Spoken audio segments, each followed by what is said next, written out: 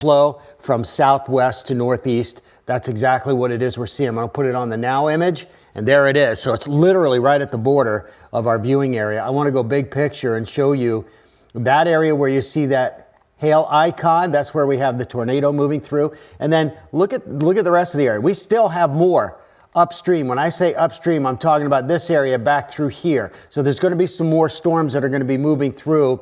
Eventually, the front will push through our viewing area, and we'll be looking at the potential for some better weather for the weekend. Absolutely. It looks great. So this is the area right now that we're looking at, that tornado warning until 12:13. Now, what I want to do is, with our radar, we have the ability to give you some description as to where we think exactly. And that doesn't mean, by the way, before I go back over to that, you can see back towards Jersey Shore, Lock Haven, Benton, there's downpours, back mountain of Dallas. So yeah, all of us dealing with some kind of stormy weather here. So let me just go ahead, and I'm going to put this on the nowcast again, and let me put this across so we can see where exactly is this headed. So as you can see, Callicoon at 1150, but we start getting into Fremont and Butternut Grove, Rockland, Aden, all these other areas. That's all out of our viewing area. So this storm is literally right at the edge of our viewing area, and we're going to continue to monitor it.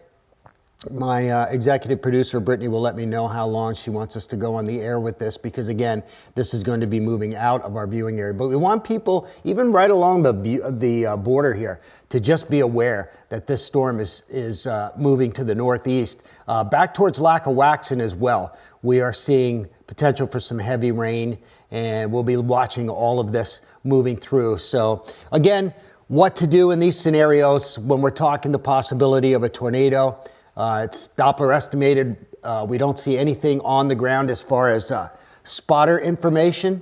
And I just want to look as we go through there. I want to show you future radar, because that's important as to where all of these storms are heading. So the one we're watching right now is just north of Honesdale. We're going to put this into motion, and look at this line that forms later this afternoon. So there you go. We have a chance for some more stronger storms later today. So we're going to continue to monitor that as well. But there they are right there. Some more storms for this afternoon. But the reason we're on the air now is because of this storm system triggering a tornado warning. And again, as I mentioned, I'm going to zoom way in here. Damascus, Callicoon, and then it really starts to get out of our area. So it's supposed to be in those areas by 1150. So the next couple of minutes, and then it's going to be crossing over the border into upstate New York. So here we go. I'm going to go back to that spot. Algorithm on that is keeping it from having hail right now, but that doesn't necessarily mean that it's not forming some hail. So we are right here with this storm now, right on the border. So there you go, 1149. It's moving through parts of northeastern Pennsylvania and just passing over our border now. And that's what we have as far as this storm system. Potential for some more moving through. And again, I haven't really gotten much information from the National Weather Service. Let me pull this up real fast here, and just bear with us, because one nice thing about when we do this live from the severe weather set, we have the capability of going on the fly and getting the latest information. And sometimes it works to our advantage. Most of the time it works to our advantage. Sometimes we get so much information you can get a little overwhelmed. But that's not the case with this one. Let me back up here.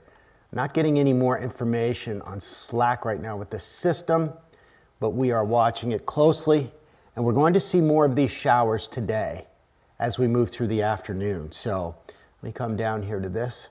Let me see if we got any storm reports on this yet, and just move that over. Bear with me a second. This literally just happened a few minutes ago. I'm going to erase those, and then I'm going to come over here, and I want to adjust this. Yeah, so the area that's shaded right now, we don't have any storm reports in that area. If there were, you would see icons of trees down, you would see wind icons, you would see flooding icons. We're not seeing any of that right now.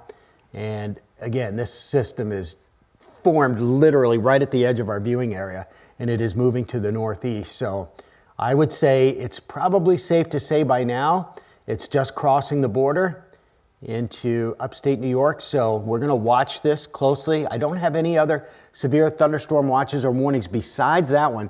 This is on the National Weather Service advisories, watches, and warnings. If there were anything else on there, say flood watches, flood warnings, any river warnings, it would pop up on this map. But right now, the only thing we have is that right there. So let me just check one other thing as we're looking on that. And I'm going to put that back on radar so you can see exactly where that system is.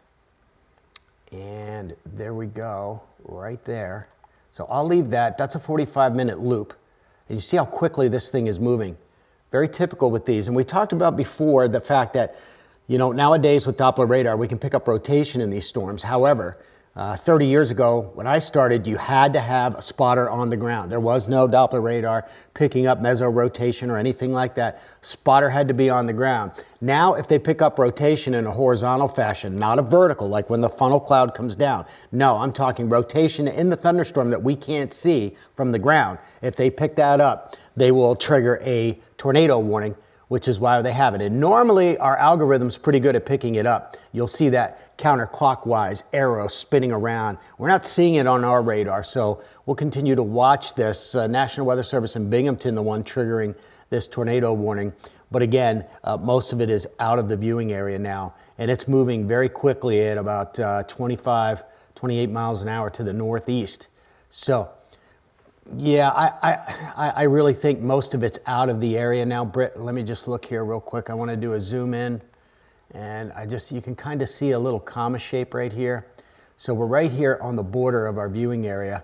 That's the area that we're watching very closely. Let me go ahead and show you the towns that this is going to impact. And again, it's moving in that fashion. Yeah, so all of the towns that we're seeing right now are moving out of our viewing area. So yeah, I would say at this point, we don't have a lot of residential areas now where this is moving in as far as our viewing area. Obviously, if you have family in Fremont, Rockland, or other places, you would want to give them a call and let them know, but they don't get us on television. So that's where I see most of this going through. Now, as I mentioned before, we're not out of the woods yet. We've got that line.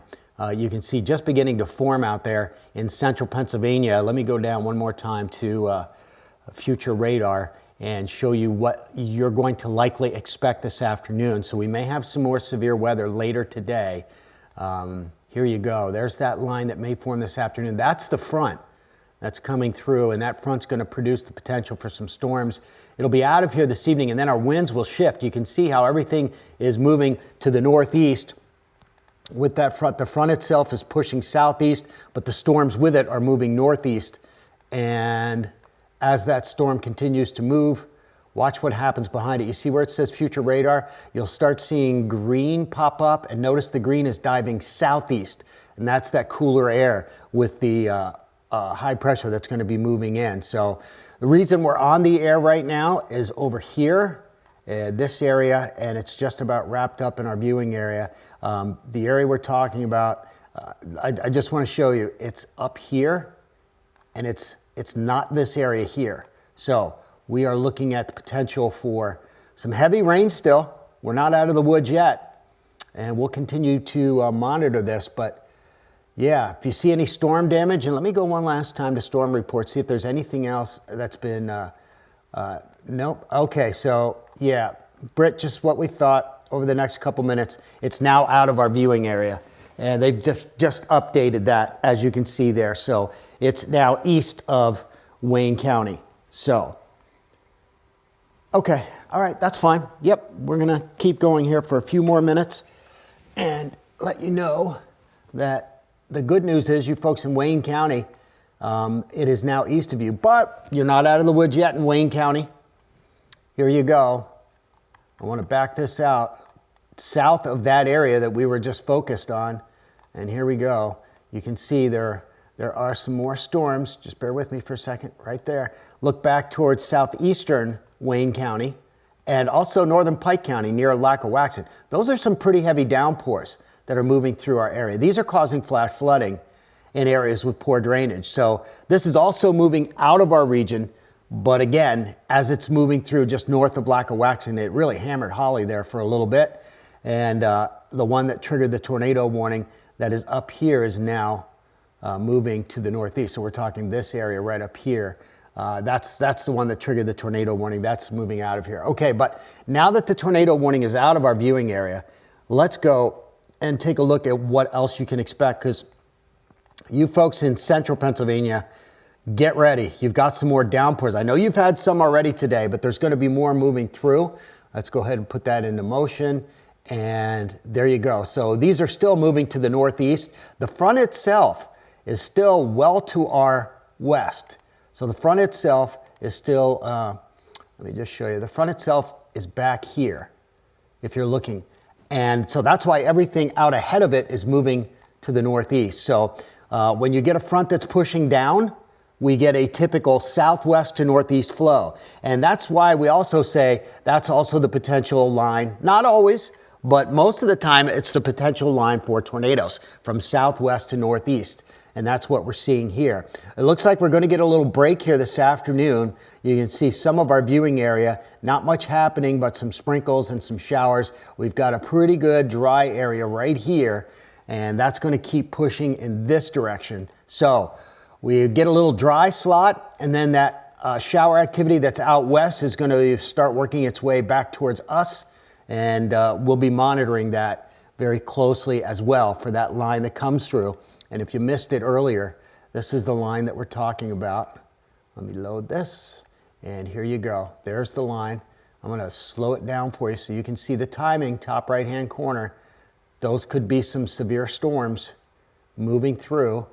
When I was at the fair yesterday, I talked about the potential for severe weather today, and it was unlikely showing tornadoes. It was more flash flooding, gusty winds, and sometimes those models get it wrong occasionally, and we did have that tornado warning. However, we didn't pick up any algorithm, any mesorotation on our radar, which typically coincides with the National Weather Service pulling that tornado warning. We typically see the same thing on our radar. We didn't see that this time, which, you know, I find interesting. We did not see that, but nevertheless, because they tripped it and it was right at the northeast corner of our viewing area, we're going to continue to watch it. And there's the storms as they move away. So we're going to watch all of this through the afternoon. I can promise you that. You can see right now the heaviest rain in that northeast corner. But if you look off to the west, there's some more showers with it. So we're going to wrap things up in the severe weather set. Rennie's straight ahead with the news. This has been a Storm Tracker 16 special report.